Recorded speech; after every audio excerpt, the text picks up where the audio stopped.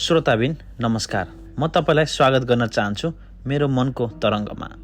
र मैले आज एउटा सानो कथा, एउटा सानो मनोभाव लिएर आएको छु।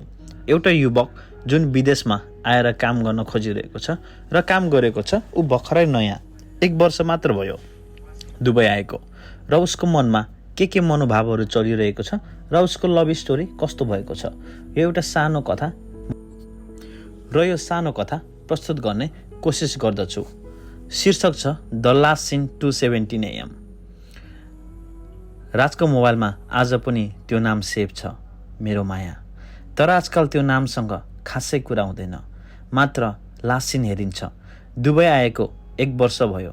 सपना थियो घर बनाउने, परिवार खुसी पार्ने र उसैको लागि भनेर सब थोक गर्ने र उसैसँग बिहे गर्ने। सुरुमा सब ठिक थियो, रातभरि कल, हाँसी, माया र सपनामा पनि धेरै देखिन्थ्यो। तर बिस्तारै कलहरू छोटो हुँदै गए, मेसेजहरू ढिलो आउन थाल्यो।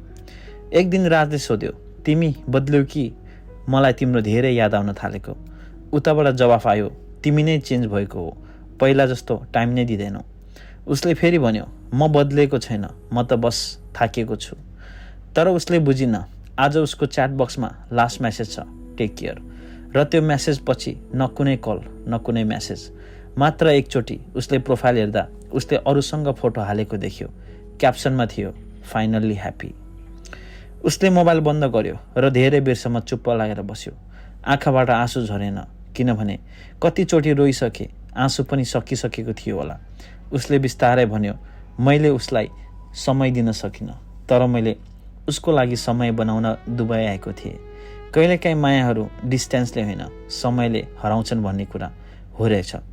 र आज उसको लागि सबैभन्दा धेरै दुःखको कुरा के थियो भने उसले माया गुमाएको होइन, उसले सम्झाउन नसकेको रहेछ। श्रोताबिन धन्यवाद। तपाईँले यति दिनसम्म धैर्य गरेर सुन्नुभयो, त्यसको लागि धेरै धेरै धन्यवाद। र यदि तपाईँहरूसँग पनि कुनै त्यस्तो कथा छ जुन मैले मेरो मुखबाट वाचन गर्न चाहनुहुन्छ भने कृपया मलाई मेसेज गर्नुहोला। म त्यो कथा एकदम गोप्यताका साथ सार्वजनिक गर्नेछु।